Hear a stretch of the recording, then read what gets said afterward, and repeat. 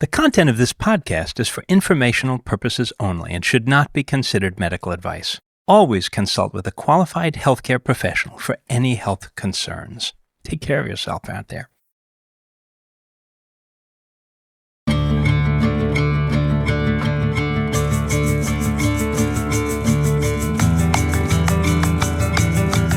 Welcome to Unravelling, a podcast that sees the world through the lens of mental health.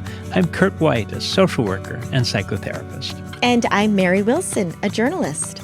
And today, Mary, we have our first episode of our second year of being able to talk to some authors who came to the Brattleboro Literary Festival back in October of 2025. And I'm very excited about this. Oh, me too. It's always such a pleasure to welcome some of these really big names, big authors to our small town of Brattleboro. And it was a beautiful day. The fall colors were glowing all around us. And we got a chance to talk to two special authors, one of whom you'll hear from today, Betsy Lerner, and how she writes and talks about mental health, and especially when it comes to family dynamics. Yes, absolutely. I think that, people might say, well, what are you, this is a mental health podcast, but why are you talking to authors? But I really think that poets and authors and creative people are trying to talk about how are we made up? What's inside of us? What's inside the human psyche and soul?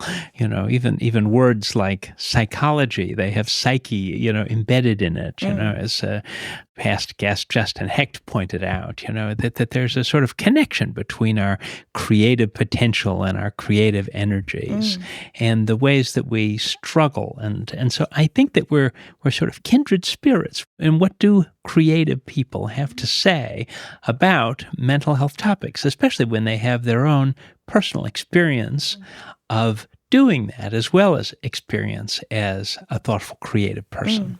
That's right. Betsy Lerner is a novelist, and Shred Sisters is actually her first novel, but she mentions that it's a bit of blending fact and fiction. It is a total work of fiction, but there are autobiographical elements to this novel and talking about mental health. Yet it reads so convincingly. You could almost sort of imagine that you're just reading a memoir or something like that. It really seems like you've dropped right into somebody else's narrative of their own developmental period of growing up from a child into an adult in a very complicated family. That's right. And I really enjoyed reading her book, and I was so lucky to be able to sit down with Betsy after she did a reading at the Literary Fest. We found a little room in the church that we were in, and we got to have this great conversation.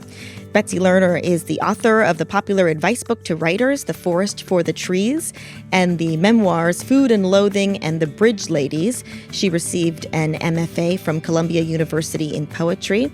She's been a publishing professional for more than 30 years and is a literary agent as well as an author. Let's head to the Center Congregational Church in downtown Brattleboro and have a listen together.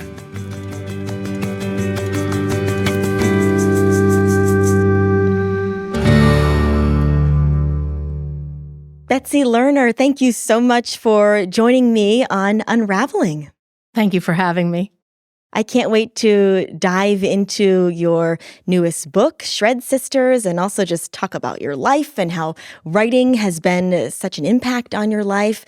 Let's start with where you got your start with writing. I started writing as a child. I started writing diaries after I read Diary of a Young Girl, Anne Frank's diary, in which she says, dear Kitty, I hope I can confide everything in you that I can't tell anyone else, was basically what she said. And I thought, I have so many things, secret feelings that I need to confide. And I started to write a diary. So really as a child, all throughout my 20s, and started writing poetry then as well. And you didn't share this with anyone, right? Yeah, I think I was hiding a lot of parts of myself from my family. I always felt a little different and somewhat alone in my own family. So I think the diary was really where I parked a lot of my feelings and where I vented quite a lot. And I think overall the project of keeping a diary is just figuring oneself out. And there's almost like two selves to you, right? You're looking at it through the lens of you now. And do you almost find you truly were a different person then when you look back at those words? And why did you change? Why have you changed and evolved so much? Well, in many ways, I'm the same girl. I can't believe that I have so many of the same struggles and feelings. The difference is that I got a lot of therapy. I worked through a lot of these things. Intimacy was a huge problem for me, and I did eventually get married, and I never wanted children. I was terrified to actually pass on my bipolar illness, and I had a child, and I just was able, with a lot of help, to push through so many fears and issues and to actually just get a handle on my mood swings and finally find the right medication and all. So, yes, I've evolved in a million ways, but I so connect with that girl.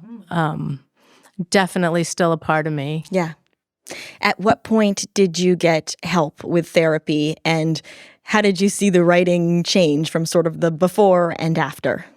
I was first diagnosed and medicated when I was 15. My mother always said, you went to bed a happy child and you woke up miserable, and it never abated.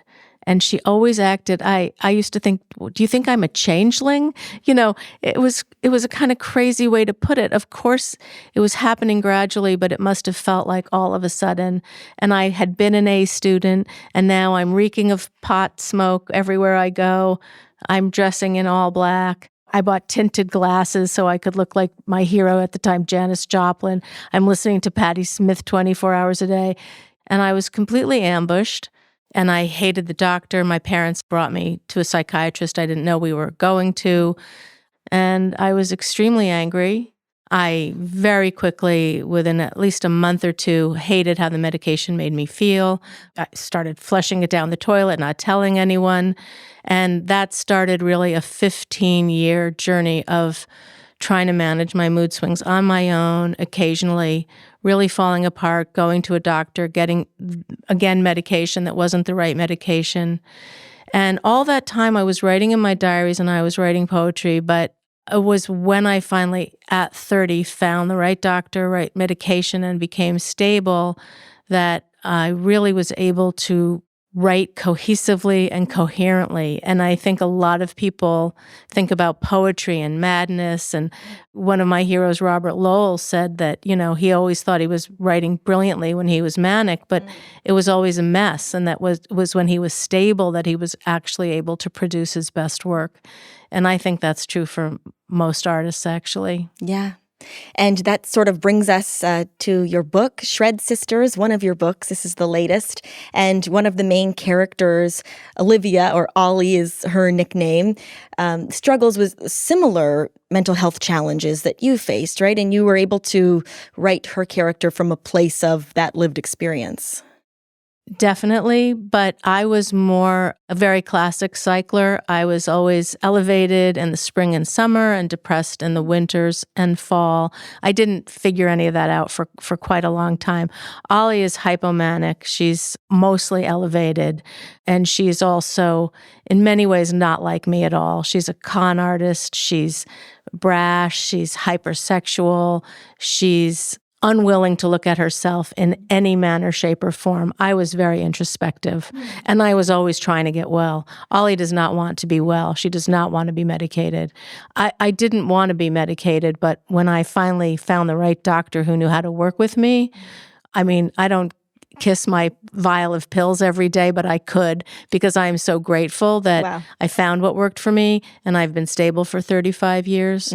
In the novel, Ollie does get stable when she has her baby, and that is actually quite an autobiographical detail. Oh, wow. It was when I had my child at 30 that I went back to this doctor who I knew was probably right for me, and I said, what do I do, And he said, you will have a cataclysmic postpartum if you don't go on your medication and stay on it. meaning you don't breastfeed because you can't on the medication. And I sort of committed to myself and to my baby that I was not going to stay on that roller coaster anymore. And I'm fortunate that my doctor kept working with me to this day, actually, 35 years later. He's 84 years old. And I'm just deeply grateful for that. Yeah. And the Ollie character is sort of dueling constantly with the younger sister, Amy. And the book is told from Amy's perspective. And Amy is the narrative, and that is the dutiful daughter. And they have this sibling rivalry, which is all too familiar as I have 3 sisters myself. So. Oh, wow. What number are you? I'm one of the middle ones. Okay. Yes, and number 3. So, yes, definitely a lot of familiar tales coming to mind. Although you could tell, after some of the first few chapters, that things were a little beyond that classic sibling rivalry. Did you sort of want to weave that in as, it could be normal? And I know the dad in the novel was sort of saying, oh, it's just, how she is, and there's nothing wrong with her, a bit in denial. Yeah, the dad's completely in denial, and the mother is completely resentful that this child is disrupting what she wanted to have. She wanted a normal family. And I mean, everybody wants to have, I would rather call it a healthy family. I don't know what normal is, but the mother is very, very distressed by the daughter's inability to, clear the dishes. Ollie's so rebellious. And it just came naturally for me to tell it from Amy's point of view, because over the years and having my daughter, I really was able to get some perspective on how my behavior impacted my family.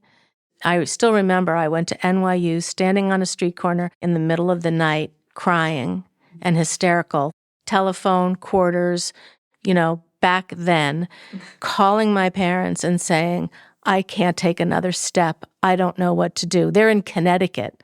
So I'm completely freaking them out. And all I thought was they don't know how to help me. They can't help me. I'm angry at them, yet I'm calling them. I have no one else to call. And when all that was happening, I had no idea how that could be impacting my parents. I was completely in my own narcissism and crisis. Then when you have a child and that wasn't happening, and I realized, oh my gosh, what if my daughter had been like me and subjected me to those, middle of the night calls and being in my room for days, uncommunicative, not showering, wearing all black. She was just a happy person who liked to dress in bright clothing and join things and sing and all these things that I didn't do. And I thought, oh, I now see what that impact was on my family. And I now have tremendous compassion for my parents. What were they supposed to do? The way I wrote the book just comes out of 40 years of perspective of my own lived experience. I've read everything I think there is on bipolar illness, from the confessional poets to the memoirists, the psychologists and scientists. I mean, I just wanted to know as much as I could. And so a lot of that informed Ollie's character. And in the media, we can oftentimes see bipolar illness really sensationalized or seen as really scary, but that's not the case in this book. You wanted to make it as realistic as possible, right? And destigmatize it as well. Completely. One of my biggest pet peeves is when I see a bipolar character in a movie or in a book and they are supposed to have superpowers because of being bipolar. And it is true that you can have, when you're elevating, you do feel that you have superhuman powers, but you don't. And that is just this caricature of the illness. And I really was trying to show from the inside out what it is to struggle with this, and in Ollie. And I think that there's still not nearly as much as when I was coming of age in the 70s, but there is still a lot of stigma and there's still a lot of struggle. The medications aren't perfect. We haven't come far enough, nearly far enough. And so actually at a lot of my readings, I get many people who come up to me and tell me that their son or their daughter or their spouse is bipolar, and, their eyes fill with tears because they don't feel they can talk about it as much as they really need to. My mother was very ashamed. My father was, they did not want any of that to be happening. They did not want me to be in a hospital. And I just really feel it's sort of a personal mission to destigmatize it and sweep it out from under the carpet, you know. Yeah. In the novel, the family refers to the psychiatric hospital as just the place, and they're Right. going to the place. And so I assume that was your way of saying how shameful it was for the family to have a daughter in a hospital like that. Yes. I mean, if the mother could have pretended that her daughter was, you know, taking a semester abroad, she would have, you know, preferred that. Yeah. And that's a very autobiographical detail. I was hospitalized for 6 months, and my parents had to come every week for family therapy. And my dad had to give up his golf game, and my mother had to deal with her shame. And it was horrible. It was horrible. What is your view sort of on psychiatric hospitals now, and what was your experience in one? Well, now I believe if you don't have insurance, you really can't even go, and they'll probably kick you out in a few days or a week. So where I went, New York State Psychiatric, many people stayed for a couple of years.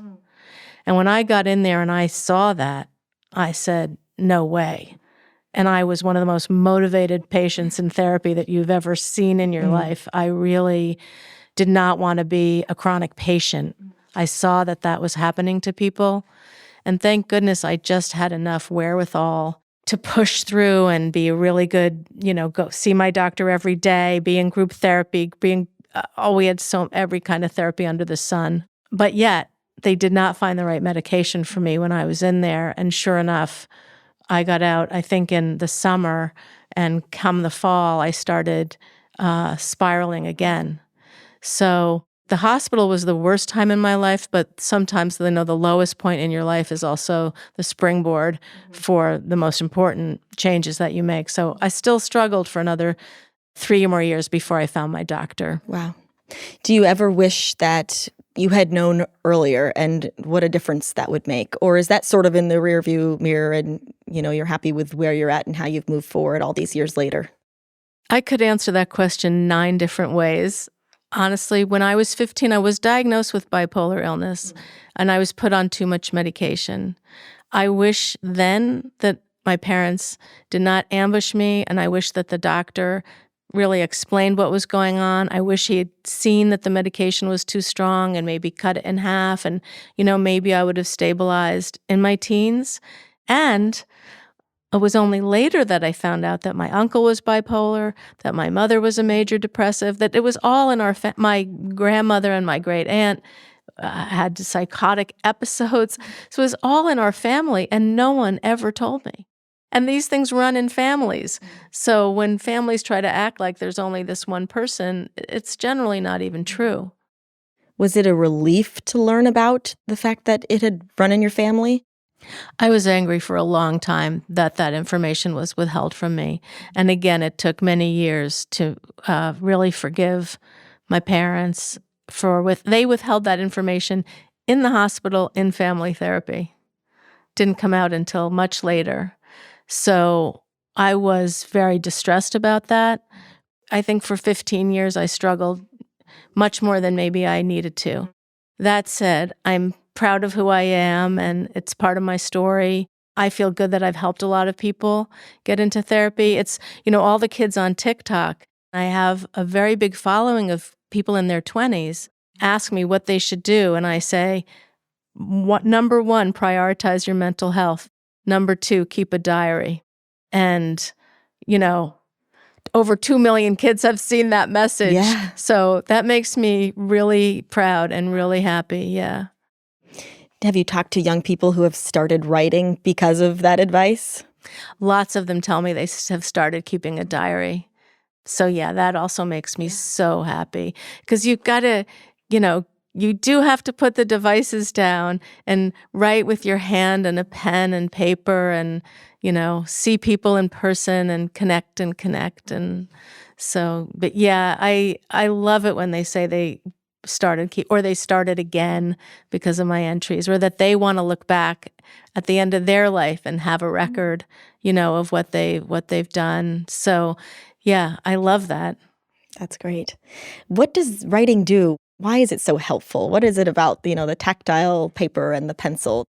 That's a really great question. I don't exactly know, but it's physical and it's tactile and it's slower usually than typing for most people. So it sort of maybe slows you down a bit.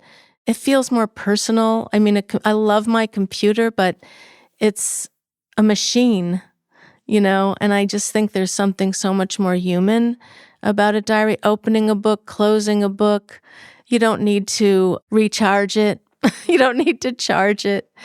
Your handwriting is so personal and so beautiful, and it's a stamp of who you are. A lot of the kids actually comment on my handwriting in my diary entries on TikTok, and I modeled my handwriting after my mother's. My mother had beautiful loops and beautiful handwriting, and I modeled mine after hers. So there's that too, handwriting is extraordinary. Yeah, we don't want to lose that. I can see that so clearly in my mind, like my mom signing the checks or leaving the little Post-it notes on the fridge of to-do lists mostly.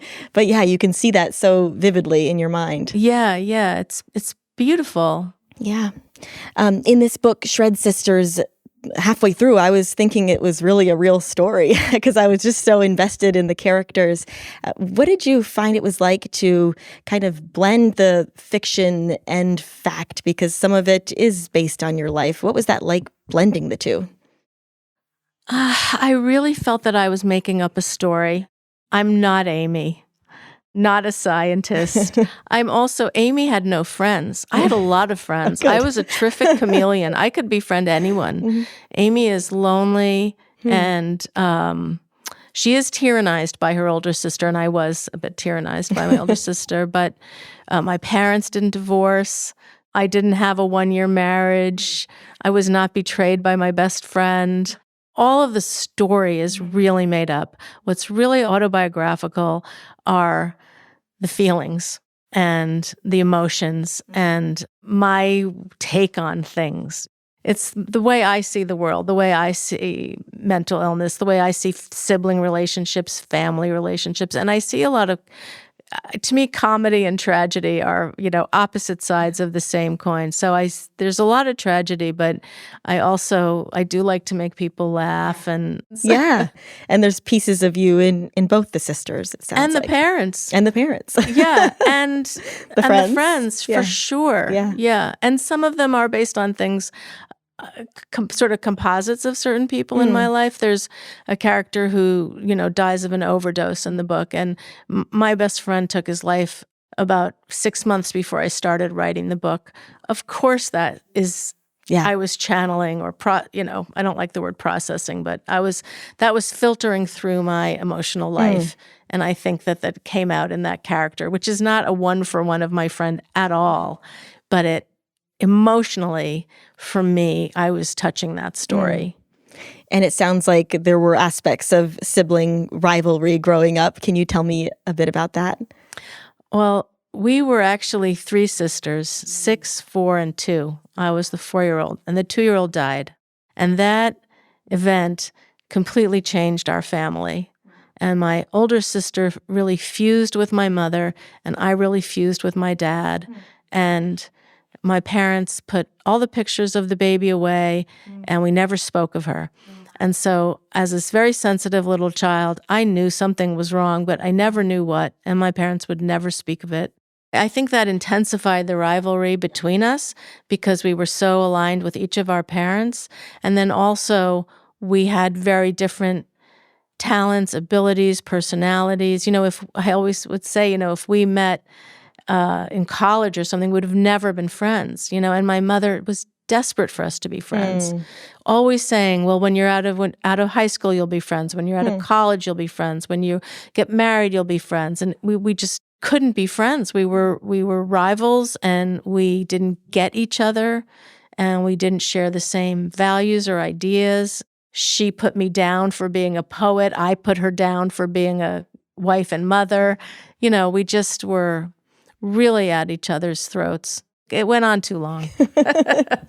Do you think that's part of just the societal thing of like everyone in your family should get along, you should be close, you should be best friends with your sibling, where in reality, like you said, you might be related, but maybe you don't have much in common, and maybe that's okay to not be the best of friends? Yeah, I think it makes it even more painful because the expectation to be close is so great. We actually once went to therapy together because we were fighting so badly that we would not both go home at the same time.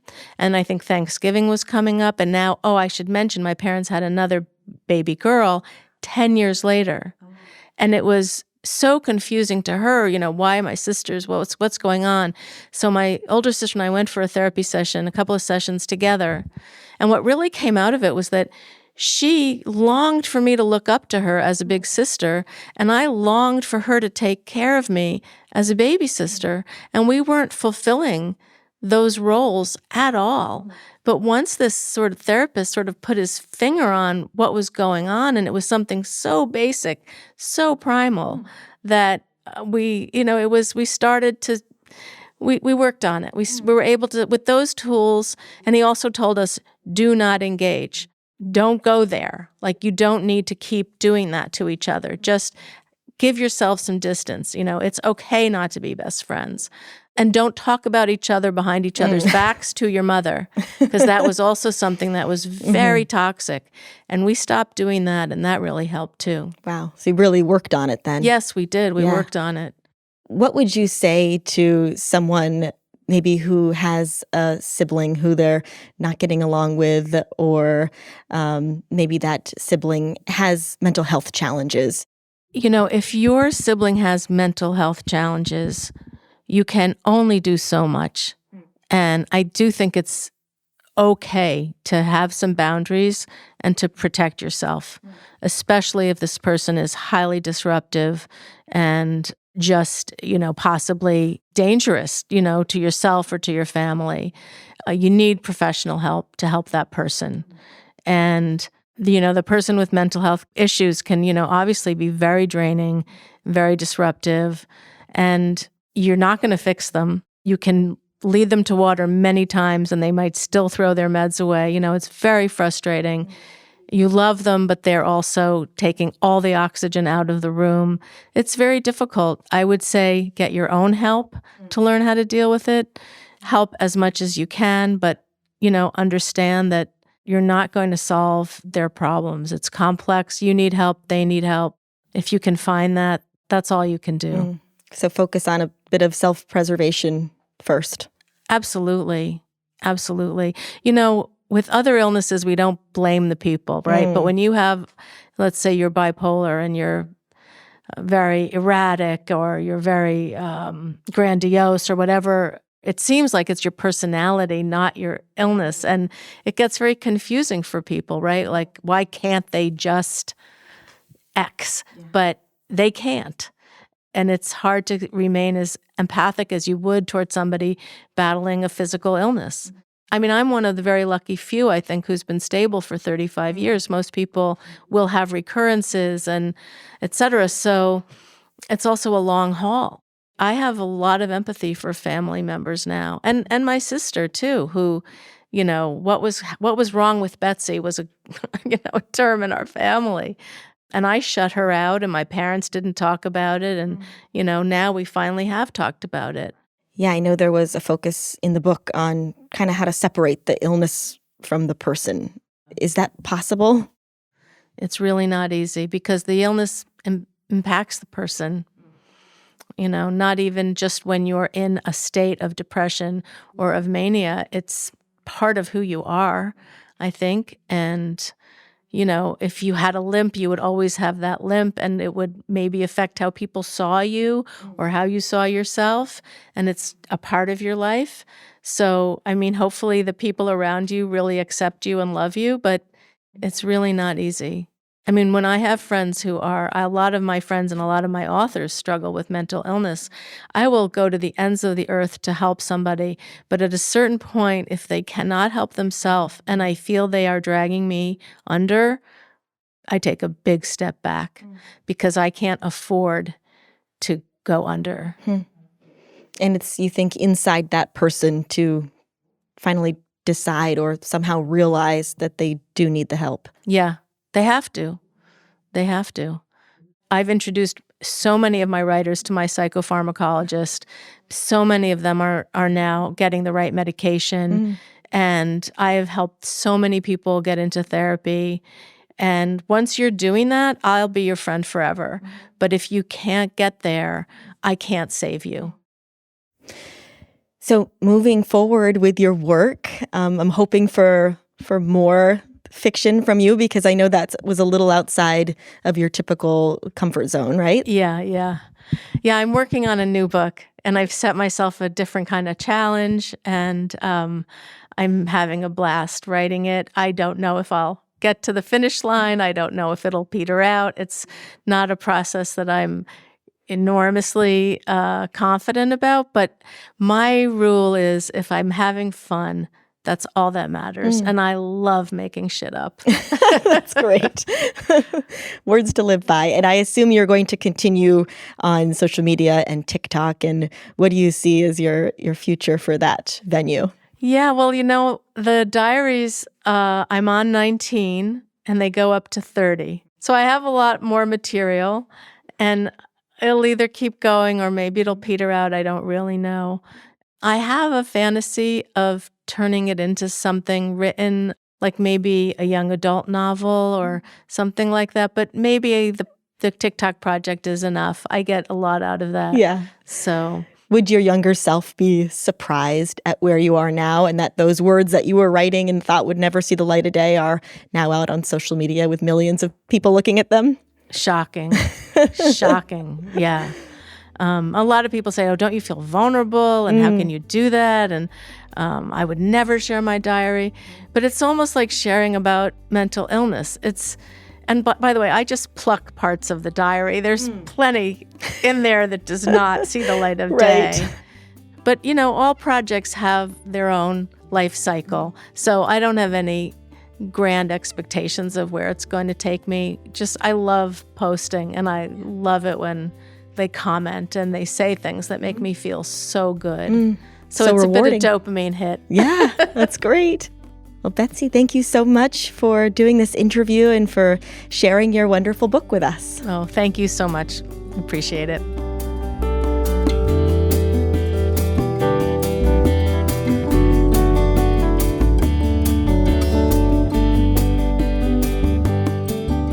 And our thanks again to Betsy Lerner for that conversation. And Kurt has been listening along. Kurt, I know you also got to read her book, Shred Sisters. So what did you think?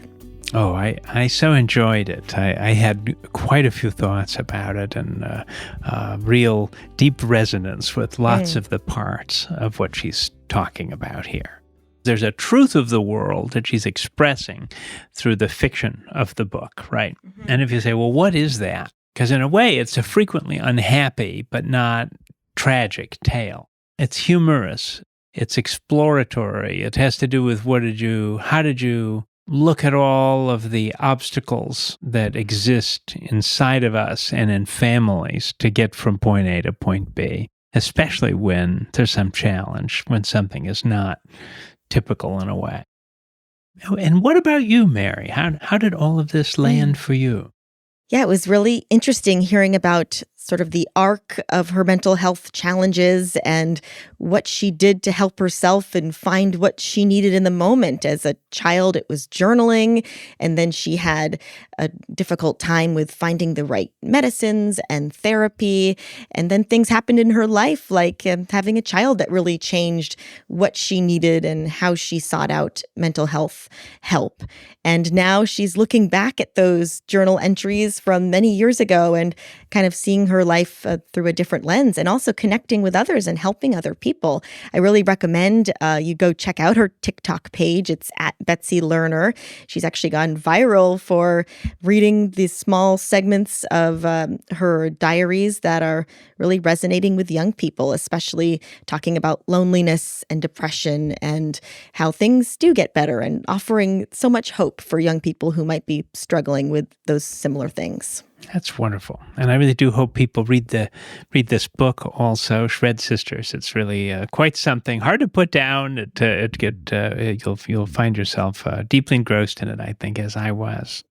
And thank you again to the Brattleboro Literary Festival. The Brattleboro Retreat is so proud to be a sponsor of that event. I hope that's a collaboration that continues for many years into the future. Special thanks also to Sandy Rouse and Elizabeth Catlin, who were especially influential in connecting us with these authors. And next time we will have another episode from another author, Peter Mendelsohn, whom we sat down with in my office back in October. Oh, looking forward to that conversation. Join us next time on Unravelling.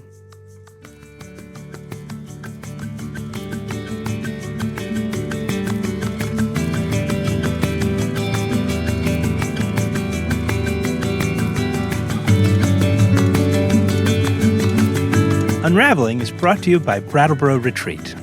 Our producers at Charts and Leisure are Andrew Adkin, Hans Butow, and Jason Oberholzer. And you can find us on social media by searching Brattleboro Retreat. Brattleboro Retreat is committed to exploring diverse perspectives on mental health. While we invite hosts and guests to share their insights, the views expressed are their own and do not necessarily reflect the policies or positions of the hospital or its staff.